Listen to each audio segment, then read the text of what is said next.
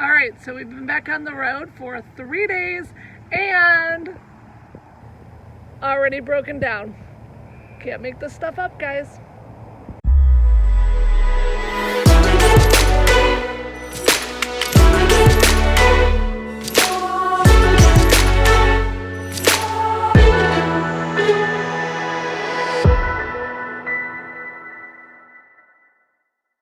Sure enough, same fuse, blown again. So why does it keep blowing? I don't know, I'm guessing maybe there's maybe a short somewhere. I have to go through this wiring once, to figure that out. Can we make it, can we replace the fuse and make it work for now, you think? We'll try that. All right. But yeah, let's see how quickly the next fuse goes. How many fuses do we have? Now I think after this one it's gonna be 5. All right. All right, so we tried to come down this road, I don't know, a couple days ago, and our battery light came on and we figured out that our alternator was either bad or something was going on, and so we went back to town. We didn't go where we wanted to go, and ended up being a fuse connected to the alternator. Anyways, we're back out here and the light came on again on the same road in pretty much the same spot. And this light has never come on before, so this is like deja vu, totally.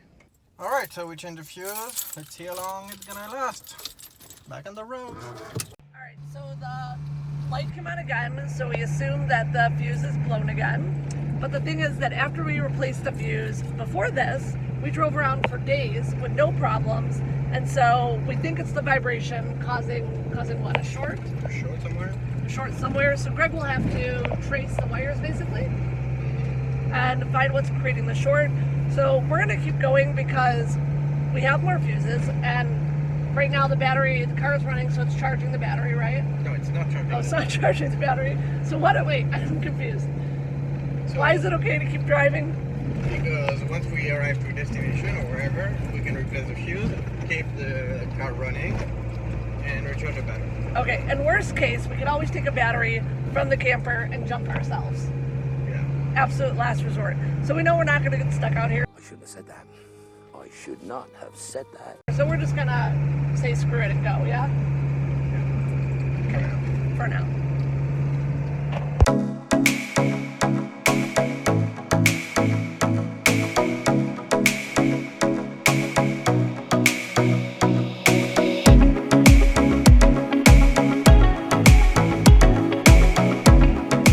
The drive through Crosby Canyon was beautiful, and for the most part, relatively easy.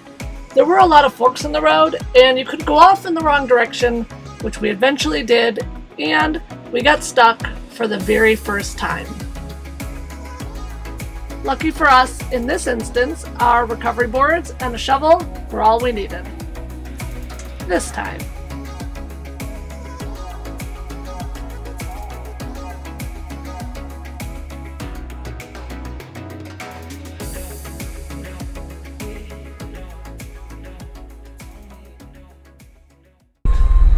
So after we got stuck last night, basically it got dark and we just had to sleep right where we were in the middle of an off-road, huh?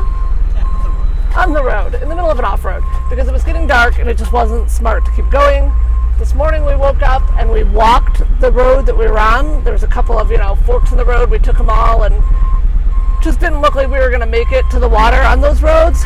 So we kind of regrouped and we're going to try a different road. So we've gone back, about 5 minutes, and we're going to try and pick up another road that we think we might be able to make. So we'll see.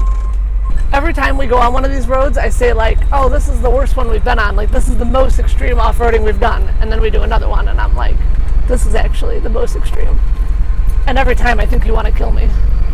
No, it's not that. It's, I think, fault. I think it's most overlanders or most people that are marking those roads don't have specifics. They're at this fork, turn right. Yeah. But at the end of the day, there's 20 forks, so which one are you really talking about? Right. Oh, that's rocky. That definitely looks rocky. Do we want to get out and walk it? Yeah. I mean, if we can move that rock, you need to be careful there's not a rattlesnake under it. Scorpions. Yeah, we're definitely not going to clear this. Yeah, I don't think we're going to clear that, but what we could do, I mean, there's a lot of rocks around, so we could fill up this area with other rocks so that we can drive above it. You think that rock's too heavy to move? Yeah, for sure.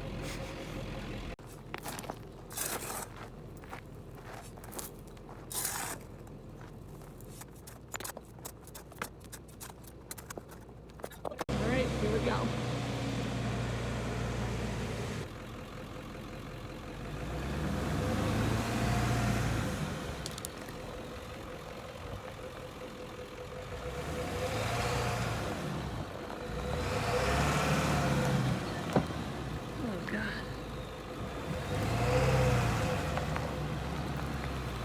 Okay, we made it.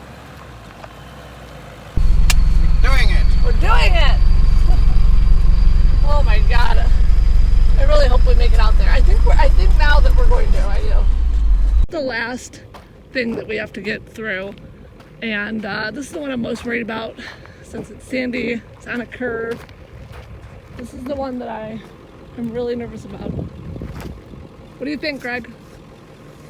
Well, I'm going to find a way to make it work. I hope so. So we've leveled this out a little bit.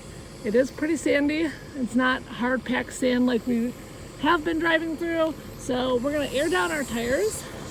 And since we have not done our tire upgrade, we still have the dualies. So we just have to be careful not to air them down so much that they rub together. If you're wondering why the truck is still running, it's because we still have that fuse issue.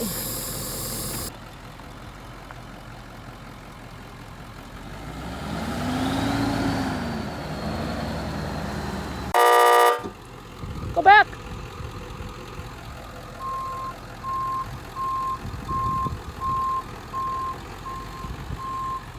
So we're going to try to build a little retaining wall to hold up the sand. So we'll see.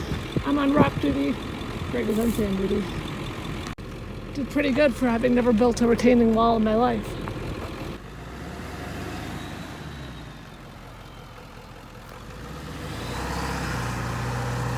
Come. Yep. Nope. I don't think it's gonna work. It's a real bummer because the spot was amazing.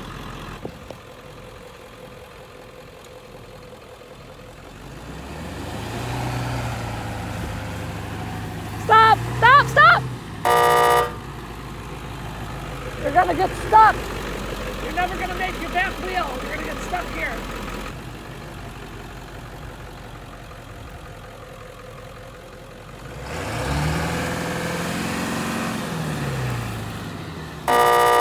I don't know. It's up to you.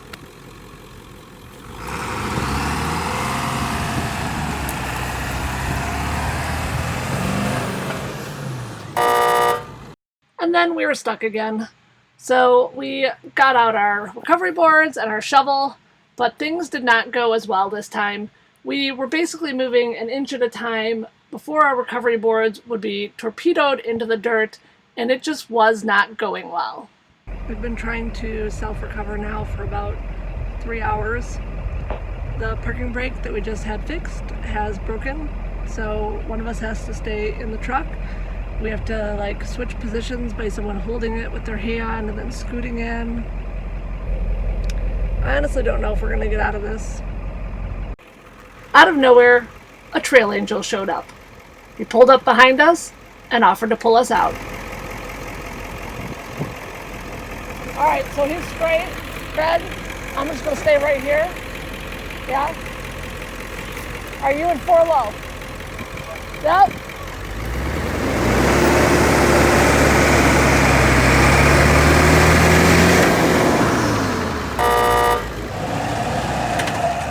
There we go. Woo!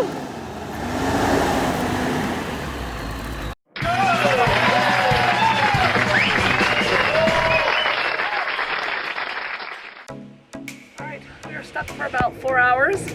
We are now unstuck thanks to our new friend Steve, who we are going to be camping by along with his daughter and some of her friends. And we're here. Can't wait to show you where here is.